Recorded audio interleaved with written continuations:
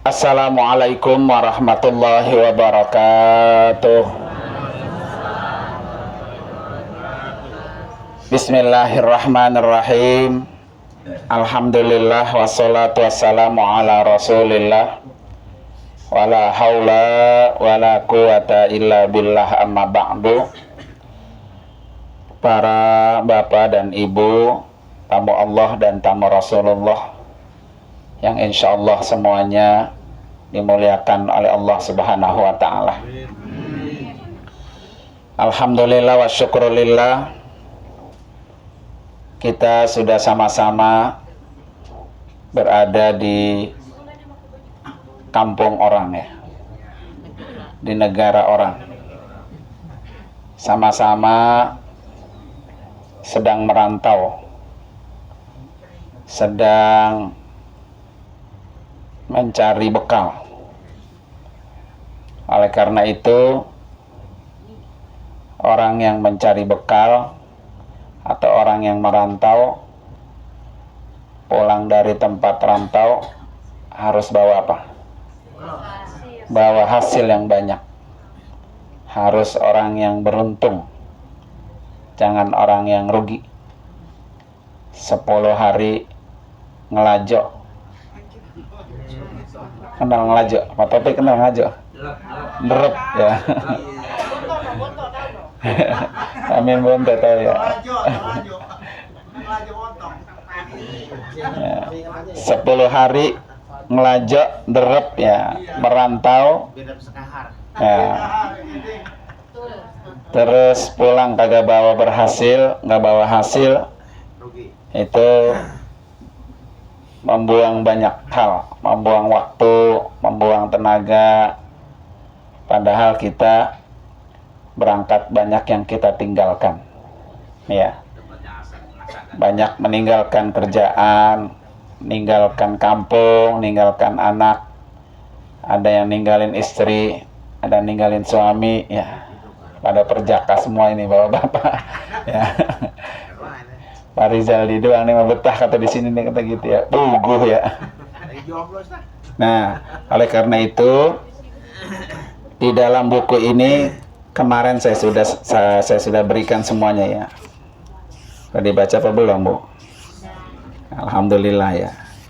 Di dalam buku ini halaman 17 itu ada 3 manusia yang tidak pernah rugi. Ya. Ada 3 orang yang tidak pernah rugi. Artinya selalu untung. Sini Pak, maju. Ya. Nah ini adalah buat kita semua ya, yang sedang merantau. Jangan sampai pulang ini kita apa? Rugi. Jangan sampai pulang tidak punya untung. Ya, dapat derepan. Ya, nanti bukunya dibacain saya sekilas ya. Dan manusia yang 3 orang ini yang tidak pernah rugi, Allah sudah jelaskan dalam surah Fatir ayat 29. Yang pertama, orang yang selalu untung ya, orang yang tidak pernah rugi. Allah sebutkan innal ladzina yatsluna kitaballah. Orang yang selalu membaca Al-Qur'an. Ini orang yang enggak pernah rugi dan pasti untung.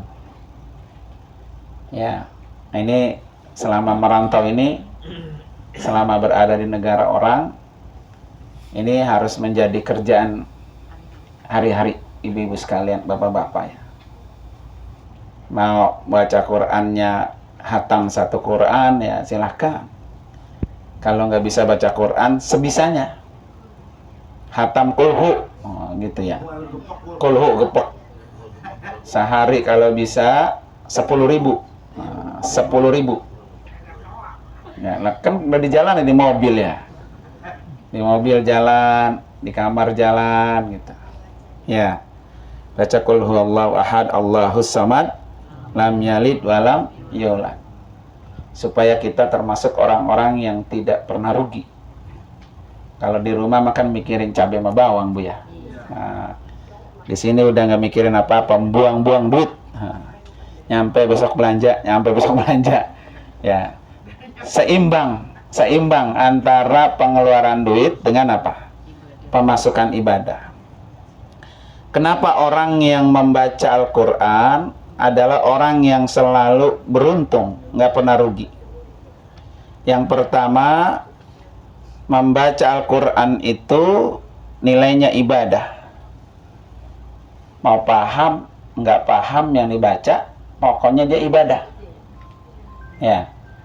Maka dalam riwayat Imam Baihaqi, afdalu ibadati ummati qiraatul Quran. Sepaling baik ibadah umatku adalah membaca Al-Quran. Ya terserah mau baca satu Quran hatam atau memang surah-surah pendek. Ya. Bahkan dalam kitab Ta'lim al-Muta'allim dijelaskan afdalu ibadati ummati qiraatul Quran nazran, begitu. Jadi sebaik-baik ibadah umatku adalah membaca Al-Quran yang dibaca gitu, bukan dihafal. Nah, itu lebih baik tuh. Makanya kadang-kadang ada orang kalau baca Yasin ya, hafal mah hafal, tapi tetap diapain? Nah, dibaca. Karena nilai orang yang membaca Al-Quran ada fisiknya, ada barangnya begini nih, maka dia punya nilai ibadah yang lebih baik. Ya, nggak apa-apa ibu baca kulhu, pegang aja kulhu, pakai aja kulhunya ya. Karena dia punya nilai ibadah. Dan orang yang membaca Al-Quran itu adalah orang yang tidak pernah rugi, pasti untung. Ya. Kemudian yang kedua,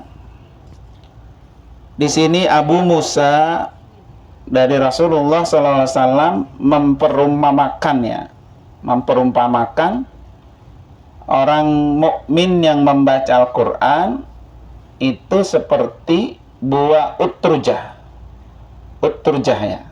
Buah utrujah itu buahnya manis tapi baunya apa? Harum. Baunya harum, buahnya apa tuh? Manis. Kayak apa? Duren. Nah. Jadi duren itu baunya udah apa? Udah manis, udah harum, enak. Buahnya juga apa? Manis. Orang mukmin yang membaca Al-Quran itu seperti buah itu tuh. Udah manis, harum. Ya. Kemudian orang mukmin yang tidak membaca Al-Quran seperti buah kurma. Ya, manis tapi tidak apa? Nggak wangi. Manis dia. Ya, nggak wangi. Nah, kemudian yang ketiga, orang munafik yang membaca Al-Quran seperti bunga, ya, seperti bunga ar-raihanah, seperti bunga, baunya harum tetapi rasanya apa? Nah, pahit. Ya, itu orang munafik. Nah, yang keempat, orang munafik yang tidak membaca Al-Quran seperti buah khonzolah, katanya. Khonzolah itu buahnya bau, ya, tetapi rasanya juga apa? Pahit. Nah, kira-kira itu kita masuk kelompok yang mana tuh? Nah, alhamdulillah. Kalau pertama ya, kalau pengen pertama berarti apa? Baca Al-Quran. Nah, kemudian ibu sekalian, alasan yang kedua, kenapa membaca Al-Quran itu pekerjaan yang pasti untung? Karena orang yang membaca Al-Quran itu pasti pahala. Kalau tadi kan dianggap ibadah yang pertama. Yang kedua pasti pahala. Dan pahalanya itu dihitung per huruf, bukan per surah. Ya, per huruf. Jadi kalau ibu baca Qul huwallah, nah itu berapa huruf tuh? Qul huwallah. Qulnya satu, lam satu, Allah satu, ya, alif satu, lam satu, dapat 6. Berarti baru-baru Qul huwallah apa? Udah 6 kebaikan. Satu kebaikannya dilipat gandakan 10 kali lipat. berarti sudah 60. Nah, 60 tuh. Itu kalau dibaca, nah di sini nih, di kampung kita di sini ya. Tapi kalau bacanya di Mekah, nilai pahalanya dikali 100.000 kali lipat. Nah, makanya itu saya bilang tadi. Ya, selama di Mekah kalau lagi nggak ngapa-ngapain ya baca apa tuh? Quran. Ya, kalau nggak kulhu tadi. Karena dihitung apa? Satu huruf 10 kebaikan. Nah, kemudian kalau Al-Qur'annya itu dibaca, ya ini dari Imam Ali bin Abi Thalib. Baca Al-Qur'an, Al-Qur'annya dibaca pakai sholat. Dan sholatnya sambil berdiri. Ini ada beberapa nih kelebihannya. Man qara'al Qur'ana wa huwa qa'imun fis shalah kana lahu bikulli harfin mi'ata hasanah. Siapa orang yang membaca Al-Qur'an dan dia dipakai buat sholat, sholatnya sambil berdiri, maka satu huruf baginya dibalas 100 kebaikan. Satu huruf 100 tuh. Kalau sholatnya apa? Berdiri ya. Tetapi kalau orang itu sholatnya sambil qa'idan, nah, berduduk ya, maka setiap hurufnya 50 kebaikan. Kalau dia baca Al-Qur'annya di luar sholat, kharijus sholah wa huwa ala taharatin. Di luar sholat kayak sekarang nih, kita baca kulhu atau Al-Fatihah ya. Tapi kita punya wudu. Maka bikulli harfin khamsu wa ishruna hasanah. Setiap hurufnya 25 kebaikan. Ya, makanya kalau besok umpamanya keluar dari sini terus naik mobil, kan ke Mekah tuh jauh ya. 75 kilo. Kayak Bekasi ke Ciawi. Nah, berapa kulhu itu kalau dibaca? Nah, kalau kita punya wudu, maka satu hurufnya berapa? 25 kebaikan. Ya. Tetapi kalau dia membaca Al-Qur'an kemudian tidak berwudu, ya udah kentut, udah apa ya, dibaca, maka satu hurufnya 10 kebaikan. Jadi nggak ada ruginya. Sampai batal aja dia masih tercatat apa tuh? Pahala. Begitu. Makanya kalau 10 hari kagak ada hasilnya, nah itu namanya derepnya nggak bawa apa tuh? Nah, nggak bawa hasil ya. Jauh-jauh nderep sampai ke Mekah ya, nggak ada yang dibawa ya. Kalau orang dulu Pak Amin nderepnya kemana? Ke Kerawang. Nah, ya, ke Kerawang nderepnya, ngangon bebek, baunya tai bebek doang.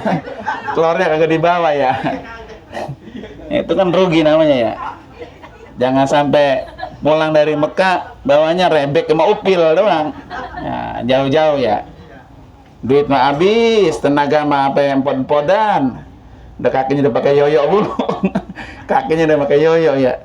Baru keliling di mana tuh? Di Corniche. Belum sampai Sai belum. Udah pakai koyo ya. Terus selanjutnya Bapak Ibu sekalian, yang ketiga. Kenapa orang membaca Al-Qur'an itu selalu untung? Karena orang yang membaca Al-Qur'an itu akan mendapatkan syafaat. Syafaat ya, pertolongan. Dari siapa? Dari Al-Qur'an yang kita baca. Jadi Al-Qur'an yang kita baca nanti pada hari kiamat, Quran itu akan nyamperin kita, memberikan bantuan. Ya. Jadi ibaratnya tabungan. Tabungan kita. Makanya di Jumalang itu kenapa sih orang kalau mati itu tahlil dimintain baca apa tuh? Kulhu. Nah, kulhu gitu ya. Bacain kulhu juga, bacain Quran juga di kuburannya. Nah, ini diantaranya ini.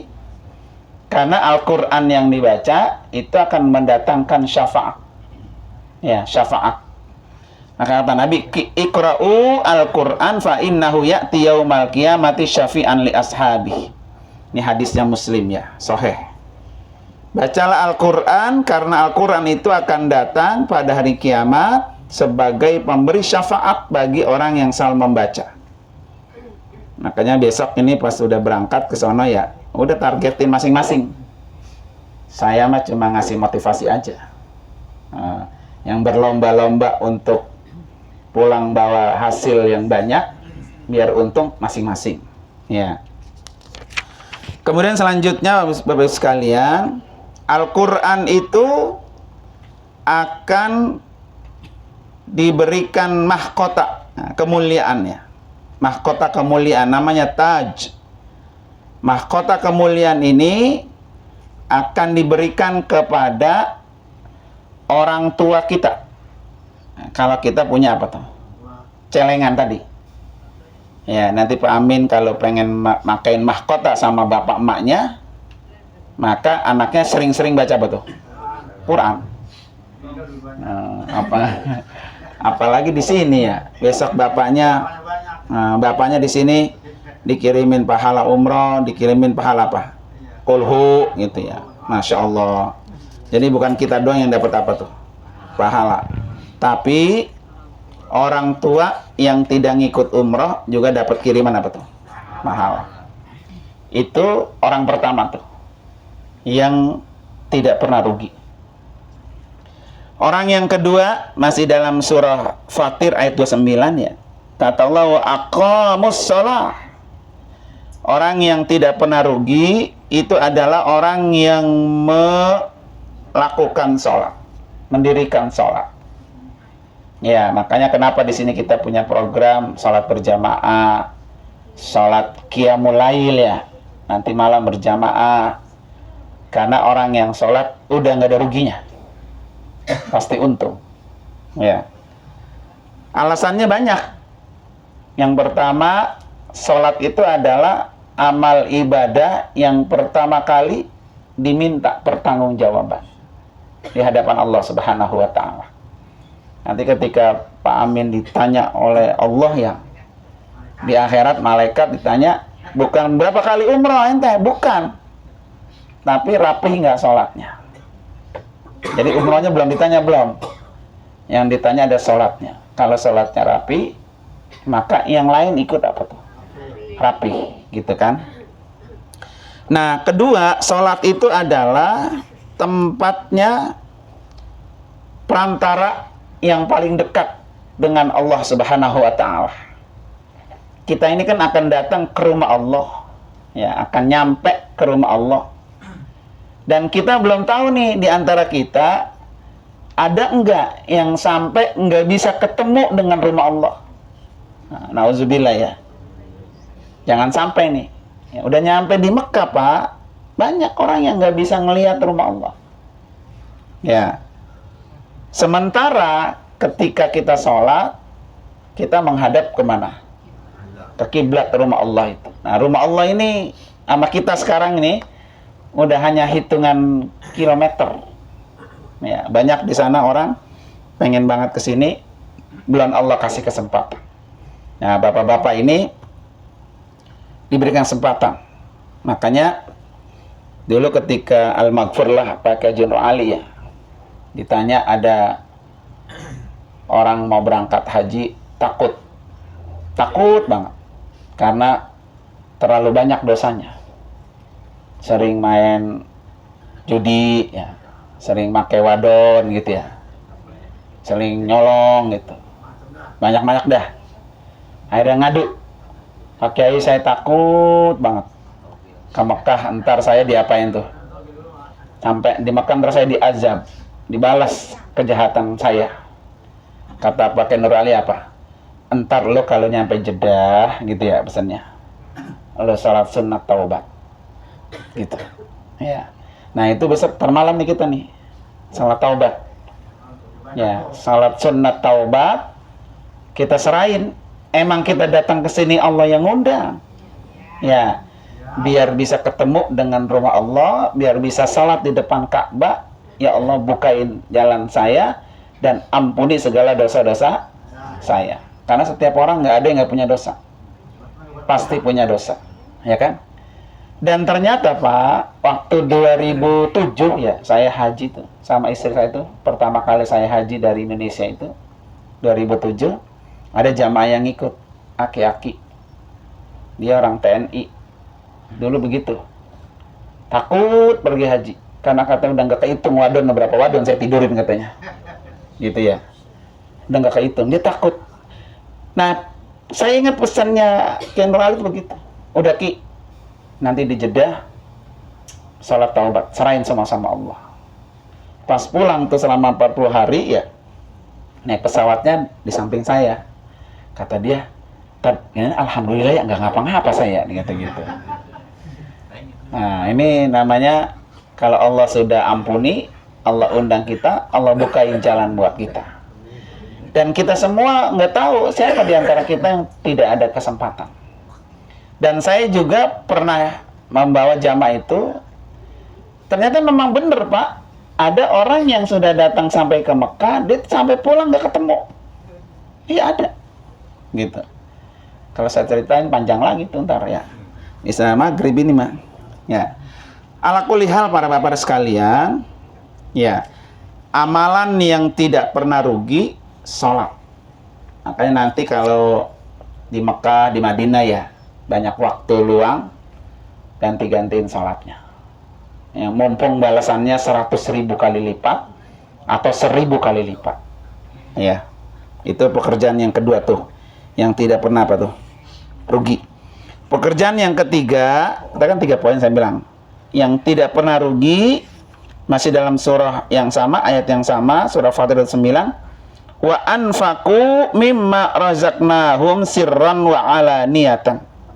Berinfaklah kamu terhadap apa yang telah kami beri rizki kepada mereka, baik infaknya secara sembunyi-sembunyi maupun infaknya secara terang-terang. Jadi berinfak itu pekerjaan yang nggak pernah rugi. Ya, berinfak itu pekerjaan yang tidak pernah rugi. Makanya infak itu Pak tidak sama dengan zakat. Ya, kalau zakat itu punya aturan harta minimal kekayaan kita 85 gram emas. Tapi orang infak itu nggak ada batasannya. Seperti yang Allah sebutkan, alladzina yunfikuna fis-sarra'i wad-dharra gitu. Berinfak itu boleh ketika kita lagi punya duit banyak. Berinfak juga boleh ketika lagi kita punya duit apa? Sedikit. Nah, di sini ya, perjalanan Bapak itu banyak infaknya. Pertama, ongkos kemari, ini udah infak. Ongkos nih kemarin, itu udah infak. Ya, mahal-mahal, geser-geser, ngoret-ngoret ya. Nyari duit ya. Buat bisa ke situ infak. Yang kedua, oleh-oleh itu infak. Makanya dulu pesannya Al-Mukarramah Ustazah Haji Atika Nur Ali ya, putri pakai Nur Ali, beliau kalau haji sama umrah kan dulu yang 2009 masih terbareng sama kita ya. Kata beliau apa? Pokoknya nanti lu di sana nemplok di mana aja, bagi rezeki sama orang yang di situ. Walaupun hanya beli satu tasbih ya. Tadi tuh nyampe di Jeddah, beli, bagi rezeki sama orang Jeddah. Walaupun belinya cuma apa? Biasa doang.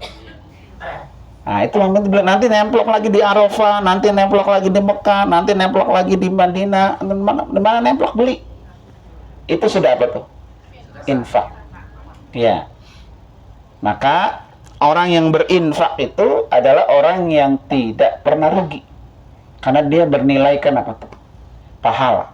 Maka dalam ayat lain kata Allah, alladzina yunfikuna masalul ladzina yunfikuna kamasali habbatin ambatat sab'a sanabila gitu. Jadi orang yang berinfak itu seperti orang nanam satu biji. Biji itu tumbuh 7 batang. Dari setiap satu batangnya tumbuh 100 apa? 100 biji. Jadi nanam satu biji, biji itu tumbuh 7 batang. Dari satu batangnya tumbuh 100 apa?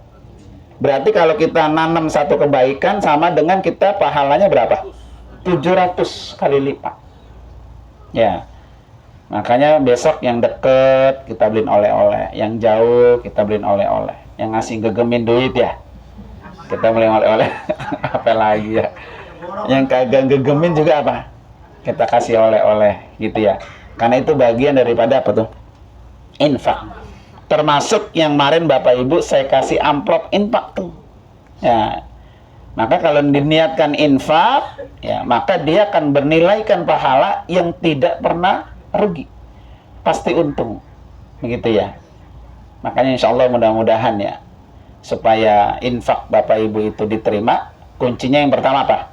Ikhlas. Itu penting tuh. Termasuk dalam ibadah, Pak. Beribadah itu kunci diterima oleh Allah, ikhlas. Ikhlas itu artinya apa sih, Pak? Bersih, kagak ada niatan apa-apa. Ya, bersih. Nah, mulus gitu. Makanya kalau kata Al-Maghfurlah pakai Haji Ahmad Tajuddin, keponakannya pakai Nur Ali ya, rumahnya Pasar Ciplak tuh. Sir Asep mertuanya ya. Beliau bilang apa dulu waktu saya masih belajar? Ikhlas itu kayak lo berak di kebun. Ya udah ngetengok-tengok lagi besoknya. Mau sekarang makan ayam kayak mau makan albek kayak, itu kan bapak kalau buang nggak pernah ditengok-tengok lagi kan? Nah itu begitu. Nah itu ikhlasnya, kebangetan ikhlas tuh ya. Jalan dulu. Tuh Pak Haji, Pak Amin tuh mah.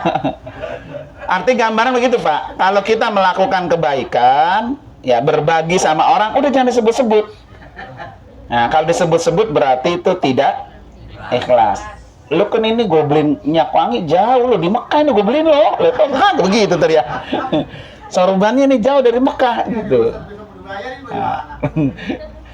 Nah itu namanya ikhlasnya disebut-sebut Pak ya. Makanya apapun kebaikan yang kita lakukan janganlah disebut-sebut Pak ya. Nah itu Pak sebagai tambahan bekal biar bapak-bapak, ibu-ibu semangat di dalam beribadah.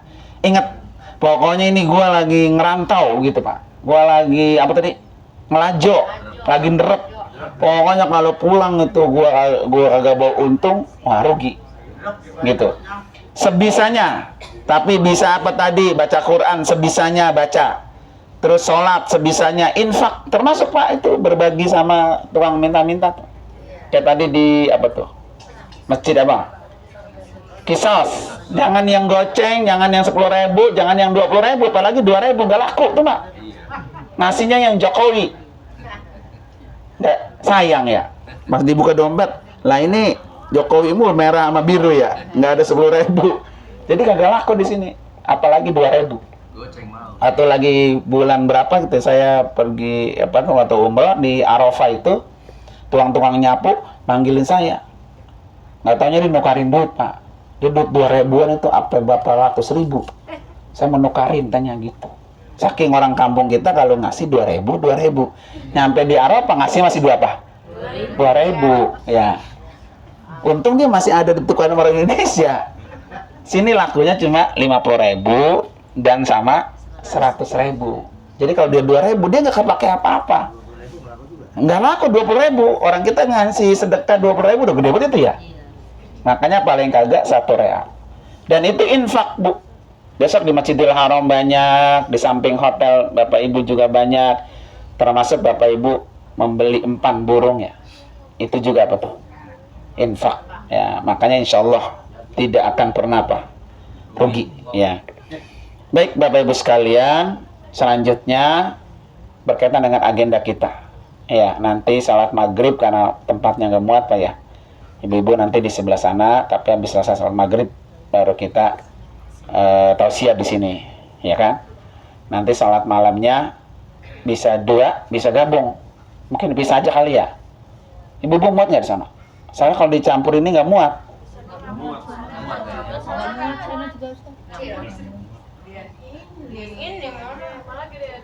Bukan, maksudnya kalau dicampur muat nggak?